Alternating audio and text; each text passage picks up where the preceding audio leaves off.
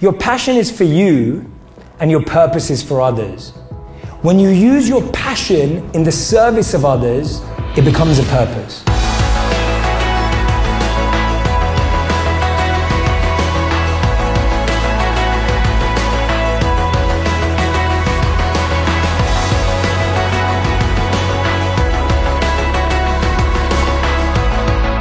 I believe that entertainment has the power to change our vocabulary. Entertainment has the power to change how we feel about something, how we talk about something, how we look about something, whether it's our beliefs about gender or LGBTQ, or whether it's our beliefs about diversity and representation, whatever it is, like any major topic in the world, our views are primarily based on it, based on what we see in media. That's completely what transforms our lives. And so I thought to myself, why not try and share these messages on media? Because they seem to be the most powerful places where people find messages about themselves, where people find insight about themselves. And this is why I think genuinely, and every time I speak to any of you, I'm like, you're in exactly the right place, because you're getting this incredible opportunity to change the lives of so many millions of people across the world. And it's said that we feel most satisfied when we find what we love, we find what we're good at, we find what the world needs, and we can be rewarded for it as well. The closer you're moving in each of these categories, the better you're improving your expertise, the more you're learning every day. The simple act of learning a new word or a new concept every day does so much for our personal health and well-being. Your passion is for you, and your purpose is for others. When you use your passion in the service of others, it becomes a purpose. That's how the two connect. Your passion makes you happy. Your purpose will make others happy when you use your passion for them. And that's the connection that we're missing, and that's the connection right in the middle, right there, to be living that fulfilling, meaningful, powerful life. Our failure is just great feedback in showing you how much you care. If I failed at something and I really cared about it, I would keep going. If I failed at something and I didn't want to get back up for it, I probably don't care that much. And so failure is actually showing you whether you care. Failure is reminding you that you need to grow somewhere. And I think one of the things that we forget is that you're failing at something you're passionate about or that you like, but I always question whether our expertise is right. You either feel boredom or frustration. So you feel boredom when your skills are higher than your challenge. How many of you have ever experienced that? Where your skills are really high and then your challenge is really easy and you're like, I'm bored, this is too easy. And he says you experience frustration when your challenge is greater than your skills. And so a lot of us settle that. We graduate from college, maybe we go on a few training days, and then you never learn anything new ever again. When actually, our challenge is always growing as our career grows and our personal life grows, but our expertise stays pretty much the same. And so that effort to go to the next level, failure is a reminder that you want to invest in your expertise, not just your passion, because you want it to be a skill. So I would say whenever you feel frustrated by failure, it's a good sign that you can actually go deeper on your expertise and level of work. And actually failure and reacting to failure in that way is going to boost your self-esteem and confidence more than anything. So actually sometimes failure is just going to open doors that you never imagined. And I always say to people, you'll get to where you want in life, just not in the way you imagined it. Balance is not based on time, it's spent on energy.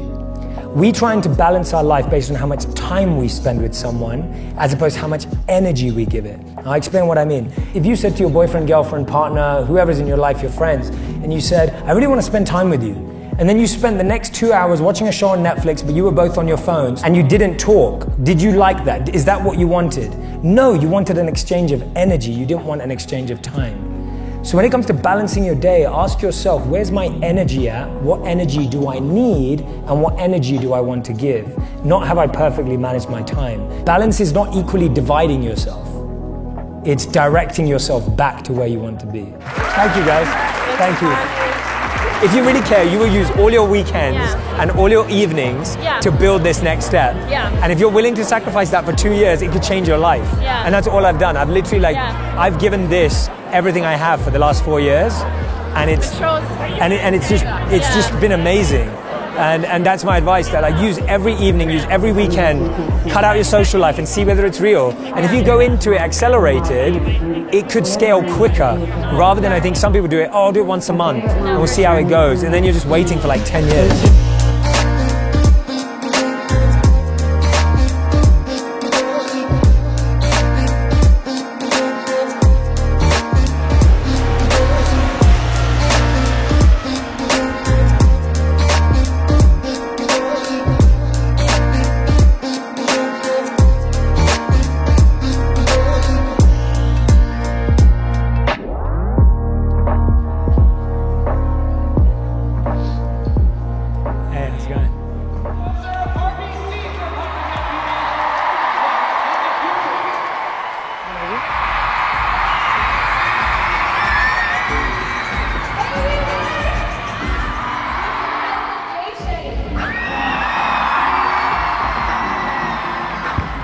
I could live with purpose and happiness.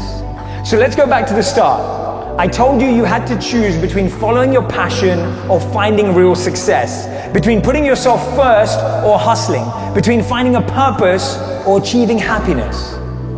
I couldn't choose just one, so I chose all of them. Success is the hustle of finding your purpose through your passion and to never sleep on your happiness.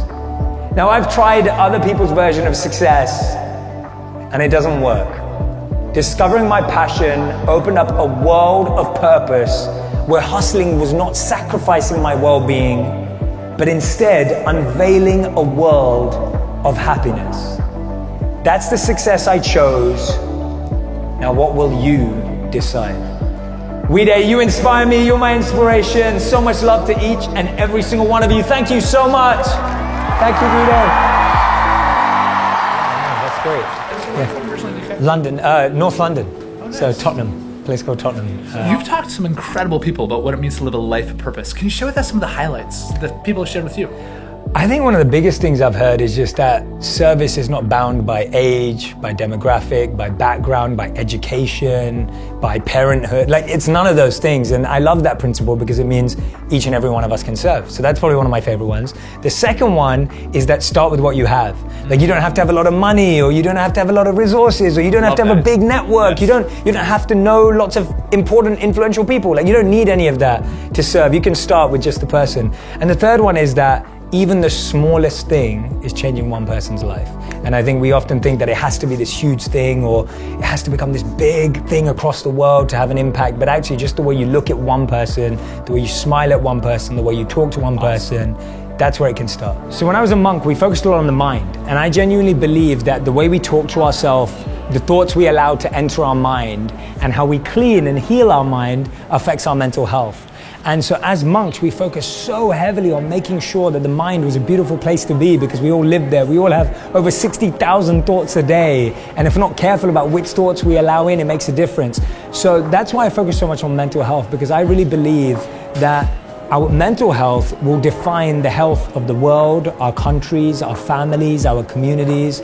And so if we can heal and transform our mental health, then that's the biggest responsibility that we have, because that will lead to more greatness and goodness in the world. Hi, hey, nice to meet you. Nice to meet you. Gary. Hey, Gary, wonderful to be here. That's Violetta, who's filming you already. Awesome, perfect. I don't want people to have to compromise or feel they have to choose between success and happiness, that they have to choose between self and service, that they have to choose between sleep and hustle. Like, I think they don't have to choose. They can create a meaningful life that is fulfilling for them and helping other people. And I think that's what they're getting to witness today, that all the incredible hours of service lead to this beautiful community event where they get to see people that they love and admire and be together. And it just shows you that you can live this incredibly fulfilling life personally and professionally that can change the world. Gandhi stood for world peace. Mm-hmm. Martin Luther King hoped for a future where there was no racism. Mother Teresa looked after the poorest of the poorest. What does Jay Shetty want to accomplish in this world? And what's the legacy that you want to leave behind? I think the biggest thing for me would be to help everyone realize that when they serve, they heal themselves. And I think if we can create a world where everyone feels that their kindness, their empathy, their love towards others will only be reciprocated to them, even if they don't know where it comes back to them from. And if we can create a world where everyone acts in that way every single day with every single person with a deeper purpose, I think that would be a huge outcome. And in terms of legacy, and I genuinely mean this, I really have no attachment to my legacy or being remembered or it to be connected to me. I don't think that's the goal. I think the goal is for the change. The change in and of itself is enough.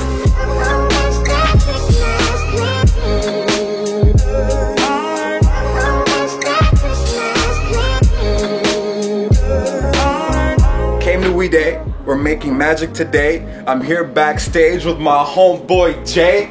You know how it is, man, we're trying to change the world for the better so that we can, with warm hearts, change any weather. You know how it is? I do good and I earn. Now I'll pass it off to Jay. My homie, it's your turn. That was sick. Thank you, bro.